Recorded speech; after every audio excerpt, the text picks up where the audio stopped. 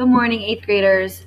Today we're going to be going through a mini lesson on identifying common themes across texts. We've done a lot of work with theme over the last week, but today we're going to be looking at how two texts or multiple texts can have common or similar themes. As we know, the theme is the message, moral, or lesson of a story, and it can be seen as a new understanding that the reader takes away from reading. So it's thinking about how after you read a text, what do you understand that you didn't understand before? And as I'm typing these in, you can be filling in your guided notes. Themes are a universal message, and when we say universal, that means that it can be applied to more than one text or more than one experience. It shouldn't be specific only to the text that we're reading. Themes are also more than one word. A theme should be a statement or a sentence. So a theme can't just be love or power or identity. It needs to be a statement about those things. Themes do not include specific character names or details from the text. Remember that when we're talking about themes, we're not talking about how one character is discovering something or what one text is about, but that idea of a universal message, a message that can be applied to more than just the text you're reading. Common themes, which is what we're looking at today, are when two or more texts share the same or a similar theme. Common themes are a way to reveal new understandings about characters and or human nature. So when we're looking at different texts that share the same theme, we can think about what does that tell us about human nature? What does that tell us about our characters? Here's some strategies for the way that themes can be developed. Themes are developed through character interactions. That's any way that characters interact with each other. Things like dialogue, character actions, or reactions, or a character's response to conflicts. So when you think about how a character deals with conflict, what they do in response to that, that can reveal oftentimes what our theme is. We also can always find information about theme through a character's inner thoughts and feelings. So looking at what a character's thinking or feeling can help us identify what our theme, what is the message that we're understanding from this text. So here are some themes that we've seen so far in the Absolutely True Diary of a Part-Time Indian. We've talked a lot about hope, never lose hope. No obstacle is too great to overcome. Junior's faced a lot of obstacles, and I think what we're starting to understand about him and about our text is that he's going to be able to overcome them. Another one is education is the key to freedom. We're going to see how much Junior's education and his dedication to his education helps him escape. We're also going to talk about a coming-of-age story. That's showing how Junior's grown up, how he's coming of age, and what's happening with him. And then finally, race is not your only identity. We've seen a lot with how Junior responds to issues of race and issues of cultural identity, but we're also going to see how that's not the only way that he identifies or the most important thing about him.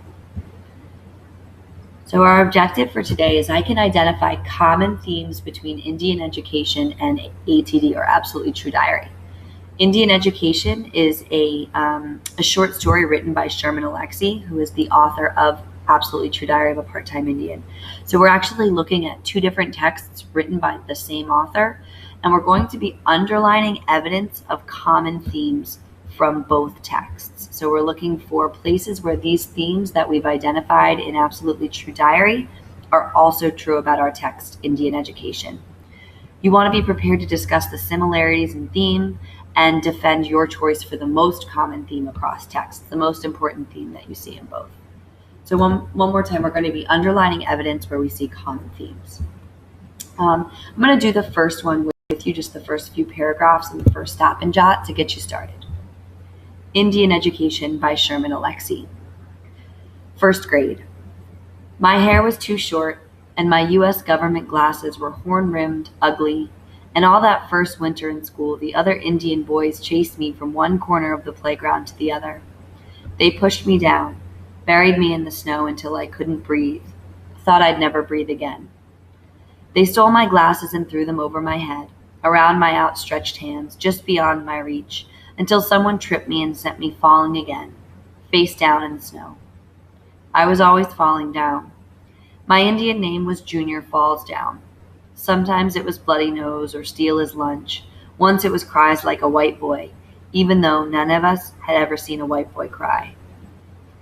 Then it was Friday morning recess, and Frenchy John threw snowballs at me while the rest of the Indian boys tortured some other Tapio Yacht kid, another weakling. But Frenchy was confident enough to torment me all by himself, and most days I would have let him. But the little warrior in me roared to life that day and knocked Frenchy to the ground, held his head against the snow, and punched him hard, so hard that my knuckles and the snow made symmetrical bruises on his face. He almost looked like he was wearing war paint. I'm going to underline this section, because I think that this has to do with our theme or one of our common themes.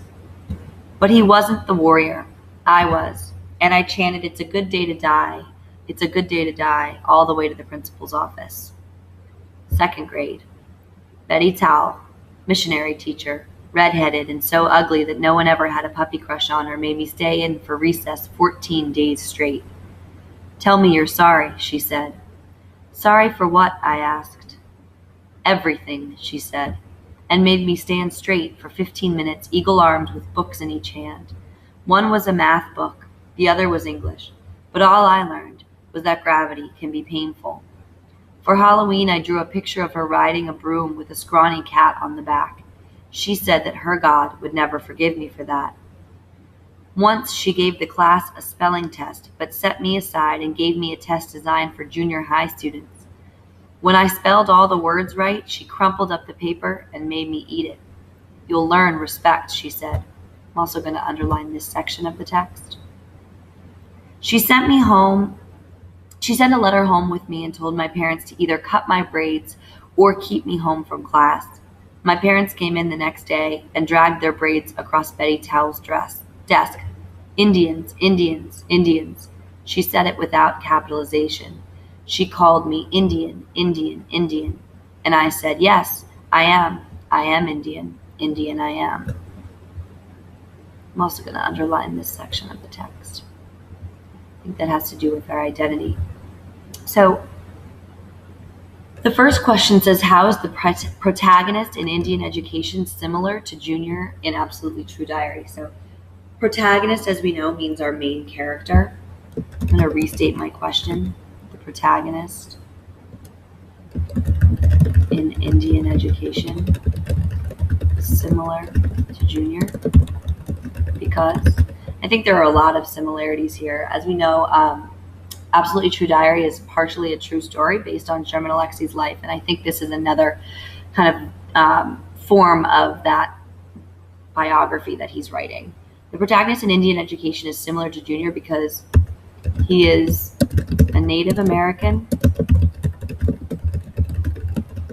boy coming to terms with his identity and his education. It's kind of figuring out what it means to be Indian and what it means in the realm of the white world. I'm going to say the common theme here is, and I'm going to go back and check my possible themes: never lose hope, no obstacle is too great to overcome, education is the key to freedom, coming of age, and race is not your only identity. I'm going to start with coming of age here, which is that idea that it's a story about somebody becoming who they are going to be and growing up. So I'm going to say that the common theme present in both texts is coming of age. So for the next few sections, you're going to be doing the same thing, underlining places where you see the common theme and going on to your stop and jots and exit ticket. Good luck.